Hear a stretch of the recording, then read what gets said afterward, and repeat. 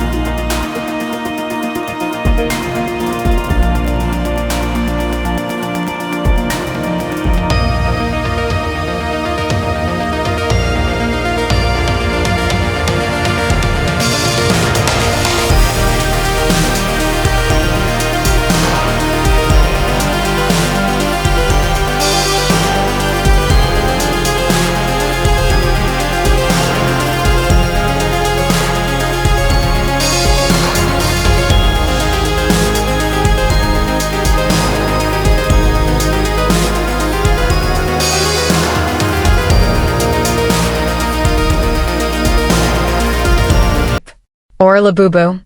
We'll be waiting. Milin lived in Shanghai with her loyal dog, Bao.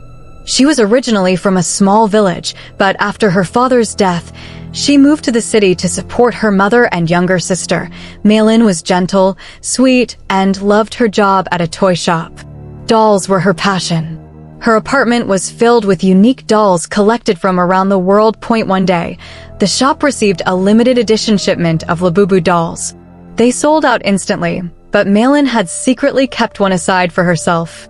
This one was different. A golden LABUBU with sparkling blue eyes, long furry ears, and an impossibly cute smile. She hugged it tightly, took dozens of photos, and even introduced the doll to Bao, her dog. But Bao's reaction was strange. Instead of wagging his tail, he growled, then barked furiously at the doll. His body stiffened as though he sensed something dark. Malin brushed it off. He's just scared of new toys, she thought. She placed the doll on her shelf and went to bed. The next morning, Bao barked at the doll again, tugging Malin toward the shelf as if trying to warn her.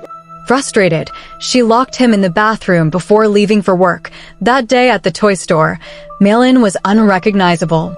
The cheerful girl who treated customers with kindness suddenly snapped. She yelled, argued, and even insulted a customer.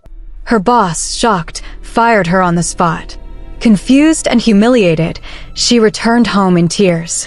Bao ran to her, tail wagging at first, but froze when he saw the LABUBU doll. That night, as Malin cried herself to sleep, she heard something. A laugh. A strange, high-pitched laugh echoing from the corner of her room. She sat up, heart pounding. In the dark, she saw a figure watching her. But when she turned on the light, nothing. Only the LABUBU doll, grinning from the shelf. But Bao refused to stay in the room. At night, she dreamt of a horrific creature. Its rotting red body crawled closer. Long claws scraped against the floor. Its smile was filled with jagged teeth. It reached out to strangle her. She screamed and woke up, but the nightmare wasn't over. The LABUBU doll was sitting on her chest, its smile wider than before. She shrieked. Bao burst into the room and tore the doll apart with his teeth. Shreds of golden fur littered the floor. Shaking, drenched in sweat, Malin threw the pieces into the trash. She hugged Bao tightly, relieved. But the next morning, the pain began. Her head throbbed, red marks spread across her skin like bite marks, and Bao had vanished. Frantic, she searched everywhere, hall, kitchen, balcony, nothing. Finally, in the bathroom, she froze. In the mirror, her reflection showed the same rotting creature from her nightmare, smiling behind her shoulder. When she turned around, nothing. Only the LABUBU doll. Whole again. Its smile no longer cute, but evil. She ran out of the bathroom screaming Bao's name. When she returned to the kitchen, her blood ran cold. The doll stood by the sink, its tiny hands smeared red. Beneath the sink, she found Bao's lifeless body, torn apart. Malin collapsed in horror. Desperate, she searched online. To her shock, she found countless reports. People around the world were being haunted, cursed, even killed by their LABUBU dolls. Victims lost their jobs, their health, their loved ones, and some, their lives. Shaking, Malin decided to end it. She burned the doll to ashes, sealed them in a jar, and threw it into the river. That night, she called her younger sister, crying, telling her everything. For the first time, she felt safe. "It's over," she whispered. But the next morning, neighbors found Malin's body in her apartment. And beside her, untouched, sat the golden LABUBU doll. Malin collapsed in horror. Today, many believe the LABUBU doll is more than just a toy. Some claim it is a vessel for a powerful demon, perhaps even Pazuzu himself. Countries have banned its sale. Priests have attempted exorcisms, but even now, stories of cursed LABUBU dolls continue to appear online. Friends, what do you think? Is the LABUBU doll truly cursed? Or is this just another rumor? Tell us in the comments below. And if you enjoyed this story, subscribe to our channel for more terrifying horror tales. This is not just a story, it's a nightmare that refuses to end. There was once a family who had just shifted into a new home in the city. Among them was a little boy named Wilson, innocent and playful. One afternoon, while exploring an old flea market, he found a strange-looking toy, a LABUBU doll, with wide glassy eyes, a cracked smile, and fur that felt oddly real. Wilson instantly fell in love with it and begged his parents to buy it. They agreed, not knowing what curse they were about to invite home. At first, the doll looked harmless. But within a few days, strange things began to happen. Plates would crash to the ground on their own. The lights would flicker without reason. At night, Wilson would hear faint giggles coming not from outside, but from his very own room. And then, the doll's smile began to change. Slowly, subtly, its grin grew wider every night. Wilson told his father everything. His father dismissed it as a child's imagination, but to keep Wilson calm, he promised to throw the doll away. That night, he kept it in his study, planning to dump it the next morning. But at midnight, a loud crash shook the house. Wilson woke up to his father's terrified scream. He ran downstairs, only to find his father lying unconscious at the bottom of the staircase, and the LABUBU doll sitting quietly on the top step, smiling. Wilson's mother rushed his father to the hospital, leaving Wilson alone. He sat trembling in the living room, refusing to go back to his bedroom. He dozed off on the sofa, but when he opened his eyes in the morning, the doll was right beside him. Terrified, Wilson begged his mother to throw it away. She tossed it in the garbage outside. Wilson thought it was finally over. But that night, the rocking chair in the living room began to move on its own. Wilson stared in horror as the LABUBU doll slowly rocked back and forth on the chair, its eyes shifting, following him. The next day, desperate for answers, Wilson returned to the flea market. He found the old guard who had sold them the doll. The guard's face turned pale when Wilson mentioned it. He revealed that every family who had taken that doll home had suffered illness, madness, financial ruin. One family even abandoned their house altogether. The doll, he said, was cursed. But Wilson's nightmare had just begun. He took the doll to school one day, planning to leave it there. His best friend, Chris, picked it up and started joking about it. He laughed at Wilson's fear until, out of nowhere, a baseball came flying at incredible speed and struck Chris's head.